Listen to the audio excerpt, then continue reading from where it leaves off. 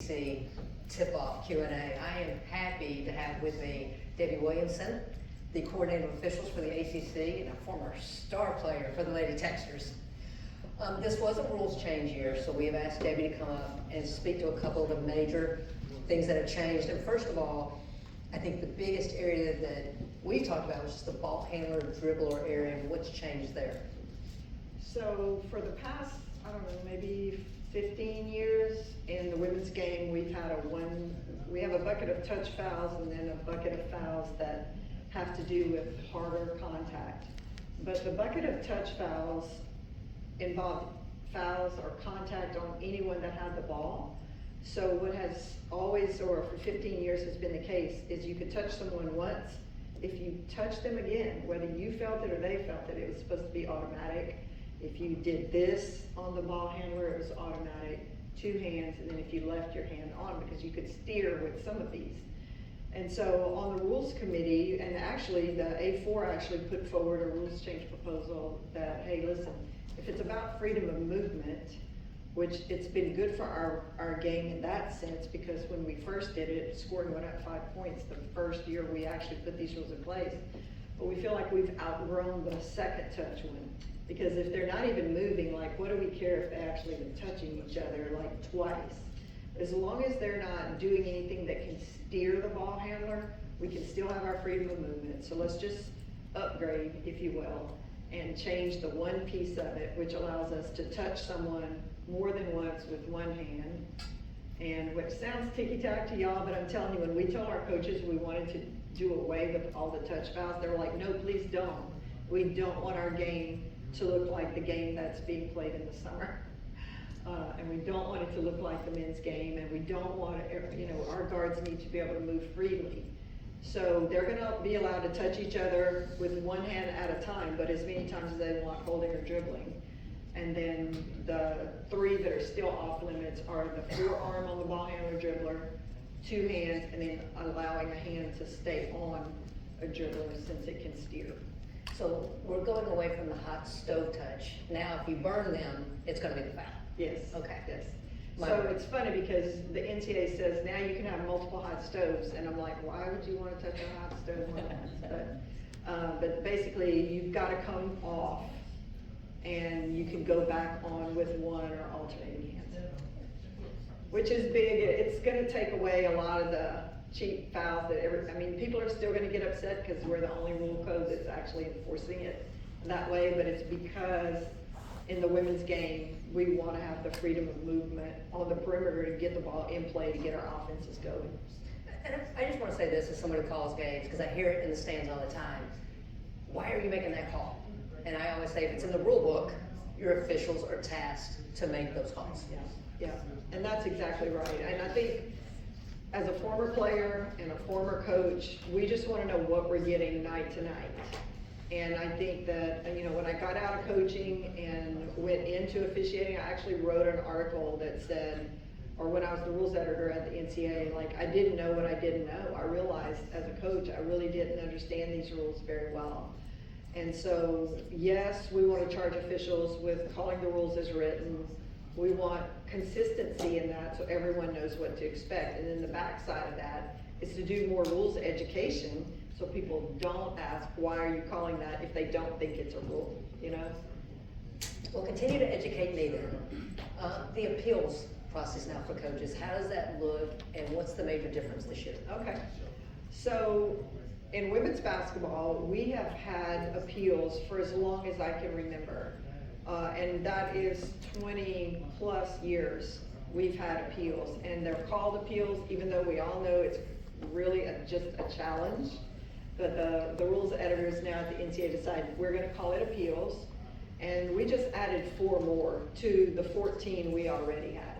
And each appeal has a time frame in which you can appeal, a time frame in which you can correct whatever might be correctable.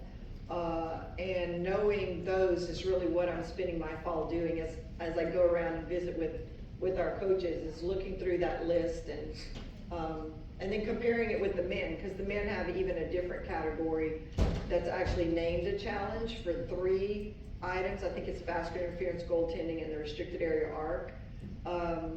Ours are, we don't have those. You have to have a timeout to be able to call those, and I guess maybe Brian will talk more about that on the men's side.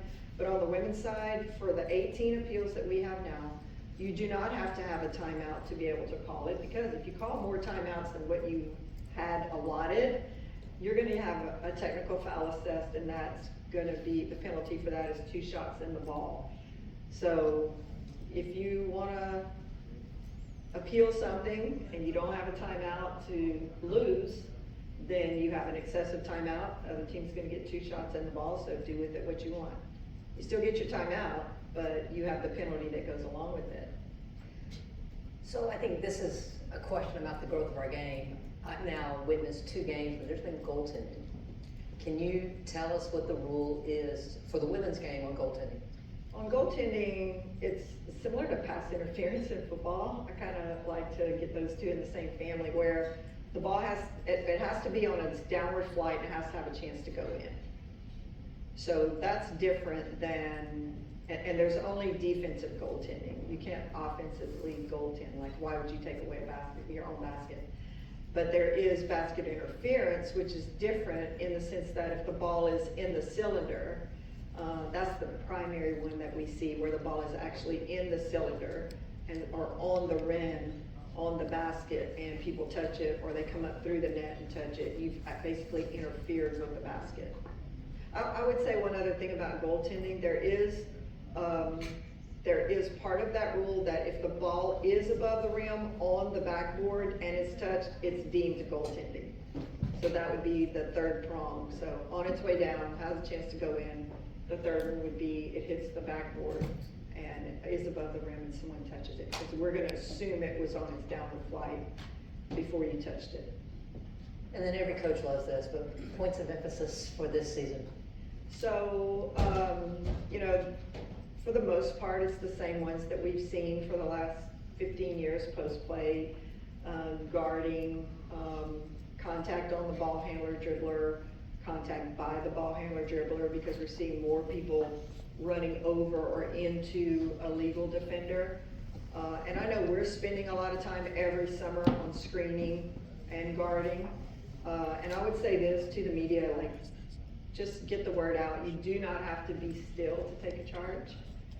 You can actually be moving in any direction except forward into someone, as long as you get to that spot first. And as long as it's someone with the ball, you do not have to give them time or distance. So reiterating that, pushing that out as well.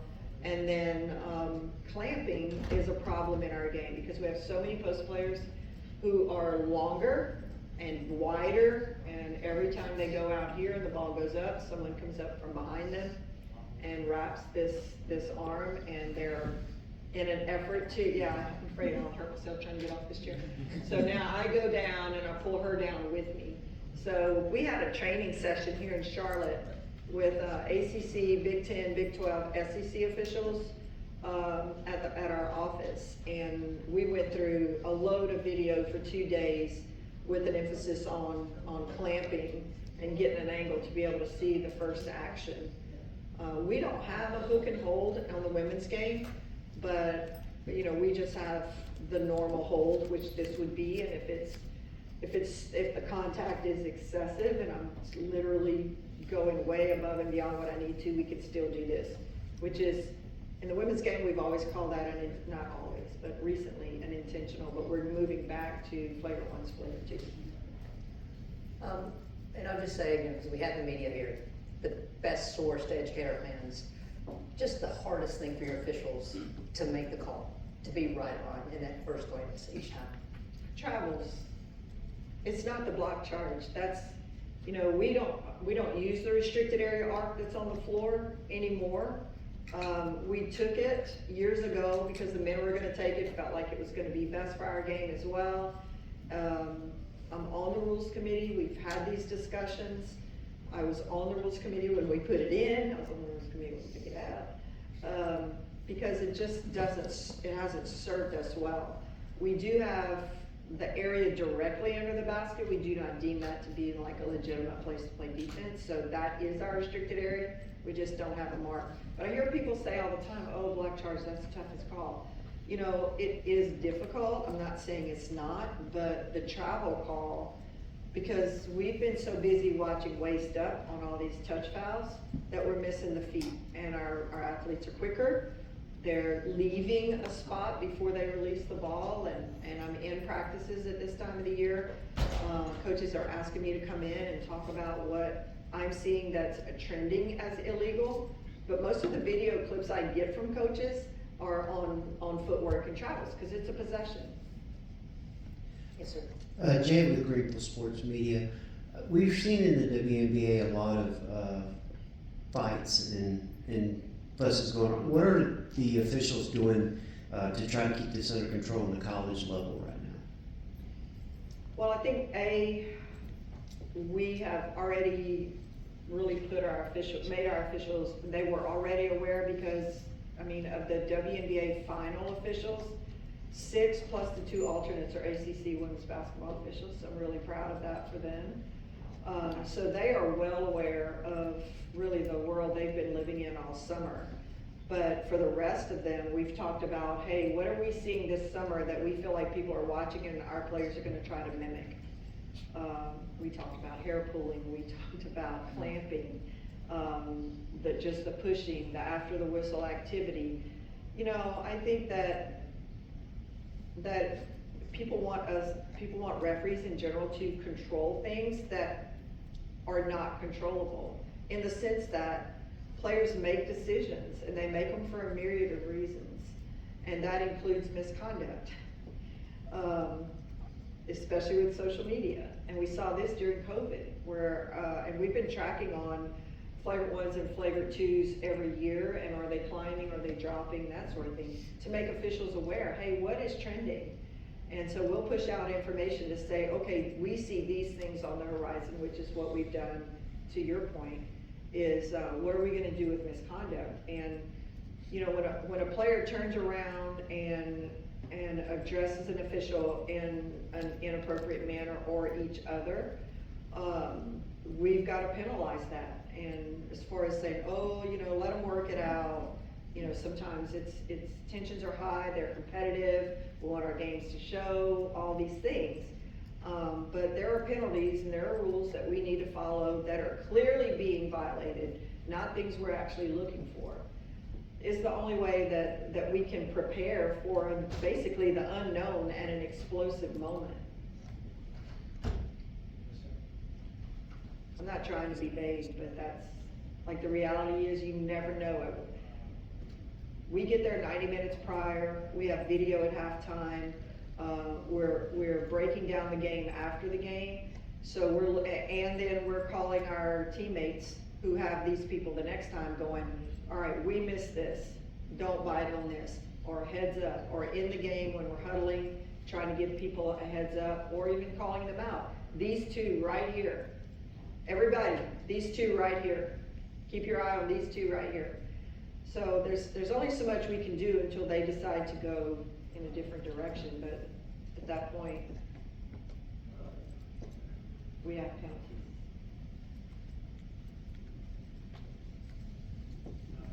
Steve, also with Greenville Sports Media. You mentioned you guys catch things that they get trending on social media, and sometimes social media catches something that maybe the cameras didn't or the refs didn't or whatever. How frustrating can that be? Not because the officials have fallen down to their job because they haven't, but because, you know, sometimes people just miss things or there's things the cameras don't see. It's sickening. It just is nauseating. I mean, I've been with referees after the game when something pops and somebody pings my phone and says, hey, listen, you need a heads up, like, check out this video clip. When we went to the monitor, I mean, most times, especially in the ACC with 8 angles, we're in pretty good shape as far as angles go, really. But maybe in some of the other leagues that I manage, we may not have those angles, and the first angle we see is something that just has gone viral. And I might even see it in real time, and we might have already even talked about it in the locker room, but I've been there whenever it's come across in the locker room, and I've just said, hey, heads up, this is out there. We'll talk about what we should have done, could have done to try to make people better. But it's a sick feeling, and I've been there when tears start falling, and I'm not talking about people just being a baby, but people being so sick at what they missed that they really struggle. Like, I'm making calls for a few days to say, hey, are you good? You good? Like, you know, doing everything we can to see how we can not let it happen again is where we always go. That's why we always confront it, so it doesn't happen again. But I appreciate the question. I appreciate the way that you asked it. The sickest feeling, I'm afraid with this new appeals rule, officials cannot go for an out-of-bounds play anymore on their own. It will have to be an appeal from a coach. And so I see a sick feeling in our future, because we're gonna get home and it's gonna be on SportsCenter. The camera angle that caught it going out of bounds and us making a bang play decision, and it's wrong, and we didn't go because we couldn't go, and no one appealed it. So we live that more times than people see.